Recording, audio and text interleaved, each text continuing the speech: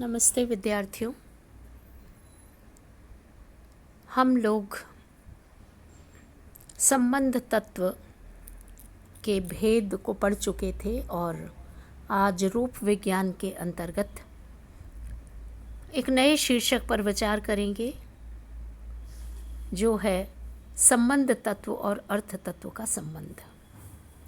विद्यार्थियों, इस इकाई को जब हमने इस शाखा को जब हमने पढ़ाना प्रारंभ करवाया था तो यह बताया था कि रूप विज्ञान का स्वरूप अर्थ के साथ जुड़ा हुआ है और अर्थ और संबंध से जुड़ करके ही सार्थक प्रतीति होती है। और इस रूप विज्ञान में जिस वाक्य का महत्व है उसमें रूप की स्वतंत्र सत्ता रहती है, लेकिन सार्थक वाक्य से ही अर्थ का निर्माण होता है।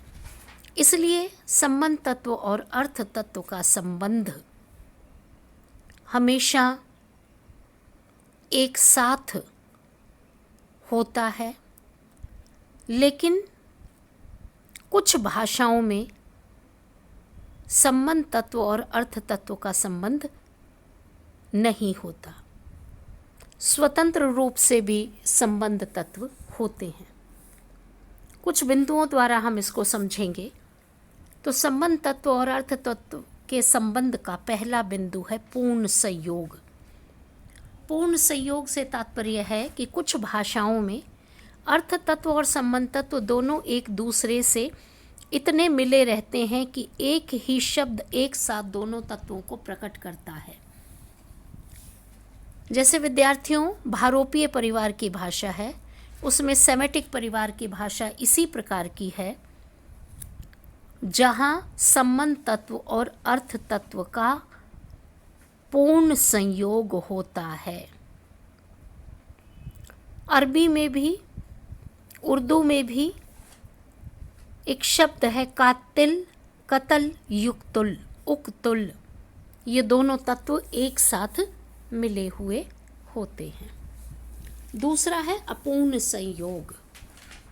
कभी कभी ऐसा होता है कि अर्थ तत्व और संबंध तत्व दोनों एक में ही मिले रहते हैं और एक ही शब्द द्वारा दोनों प्रकट होते हैं, किंतु इनका मिलन अपूर्ण रहता है।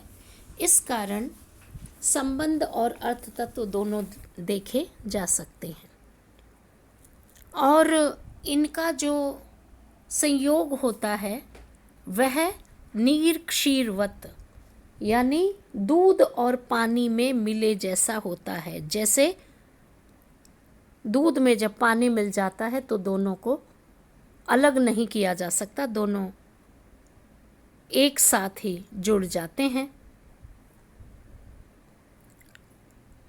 और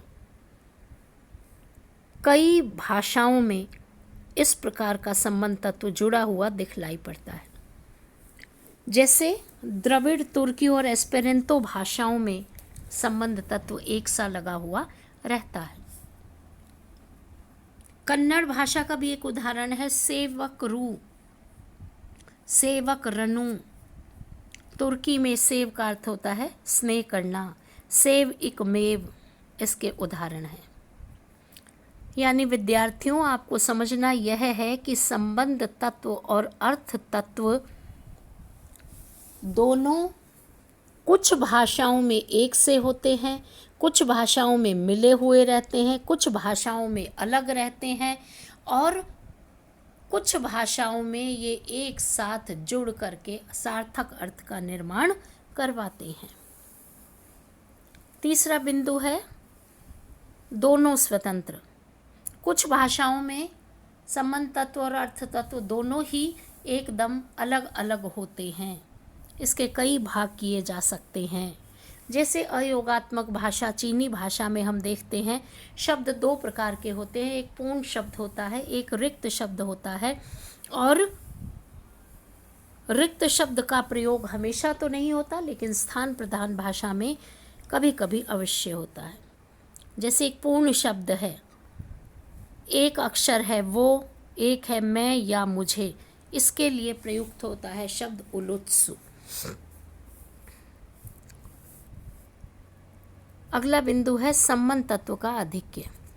कुछ भाषाओं में संबंध तत्वों की संख्या अपेक्षाकृत अधिक रहती है और परिणाम होता है कि वाक्य में शब्द के साथ संबंध तत्व होता है। एक साथ 2, 3, 4 संबंध तत्व भी प्रयुक्त होते हैं।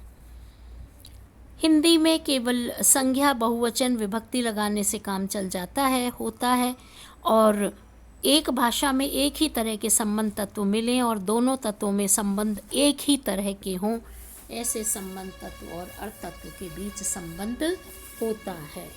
धन्यवाद विद्यार्थियों।